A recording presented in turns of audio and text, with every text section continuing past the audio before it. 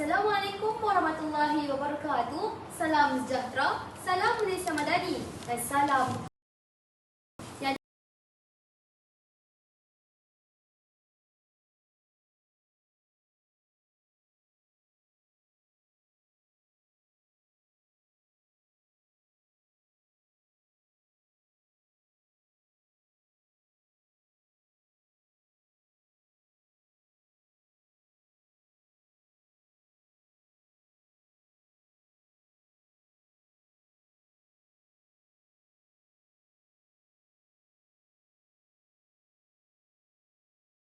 darah yang mengalir di jalan menjadi saksi betapa hancurnya sebuah persaudaraan apabila racun kebencian mulai meresap di ke dalam jiwa.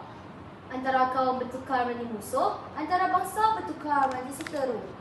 Daripada rentuhan air mata, abu kehancuran itu nenek moyang kita enggan melihat tanah air ini terus mati. Kita sedar pelbagaian budaya bukanlah satu sumpah tetapi satu anugerah. Maka pada 31 Ogos 1970 lahir sebuah janji setia, sebuah azimat ditulis dengan darah dan air mata, iaitu rukun negara. Warga dewanya sedang jerapur jiwanya, kepercayaan kepada Tuhan dan kesetiaan pada raja dan negara.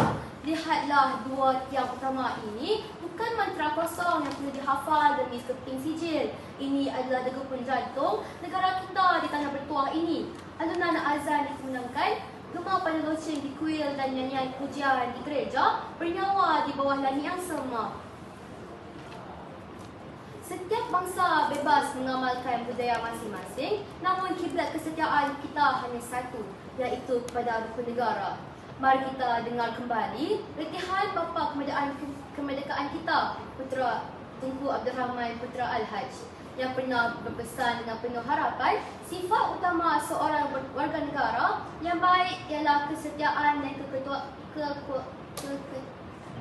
kekuatan yang kepada negaranya.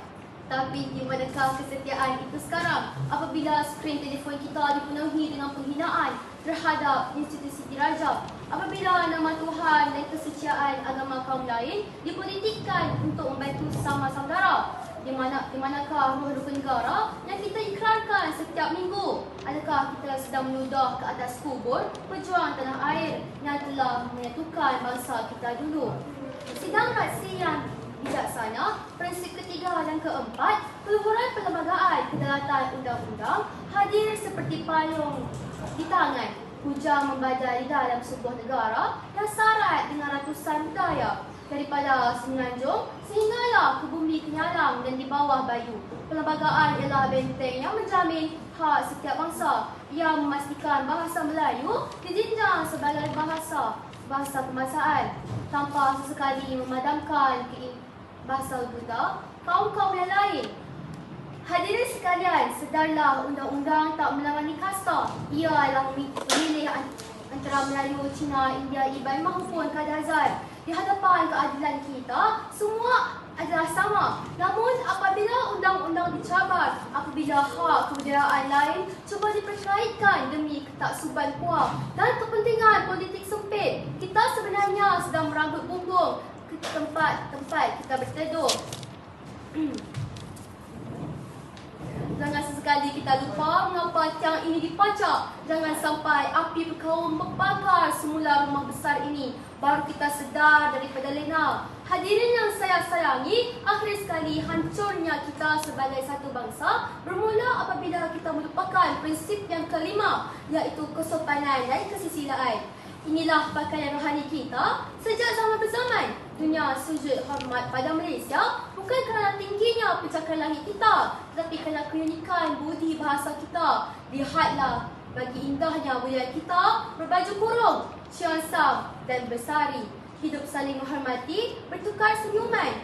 Tetapi hari ini tengoklah anak-anak muda kita, di balik nama samaran di media sosial, kita bertukar menjadi pahlawan cyber yang rasis, terhilang kemanusiaan. Adat resam kaum lain dihina, tarian tradisional dijadikan sebagai bahan ejekan dan aib sesama bangsa disebarkan dengan rasa bangga. Sambil jari merobek hati, orang lain kita lupa budi bahasa. Kita sudah pun mati ke mana perginya jiwa bangsa Malaysia. yang terkenal dengan sifat lemah lembut dan bertoleransi. Warga dewan yang penuh visi menegakkan kedamaian bumi bertuah yang syarat dengan kepelbagaian budaya ini memang nampak mustahil di mata dunia luar.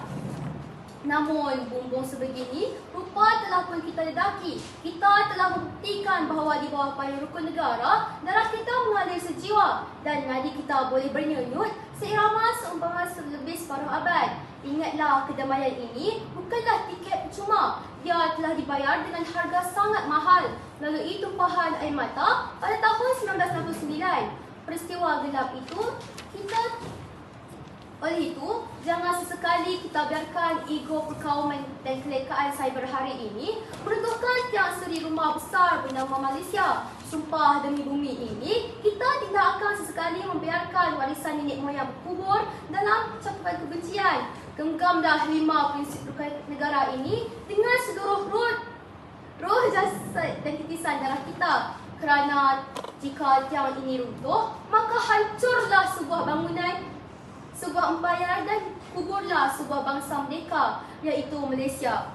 Satu hati, satu jiwa, Malaysia selamanya. Sekian, terima kasih.